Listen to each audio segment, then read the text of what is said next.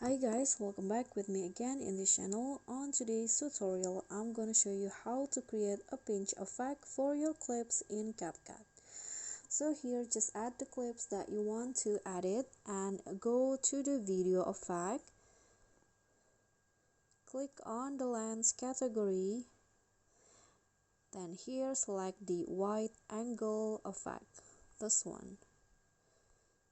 Okay, click on a check icon. Now put the effect in between the clips like this and go to object, select all videos. Now add a keyframe, add 3 keyframes on the effect. At the start, set the intensity to 0. Now in between the clips, add another keyframes, intensity 70. Then at the end of the effect, set the intensity to 0. Now if you have more than 2 clips, you can just copy this effect and click on the transition box.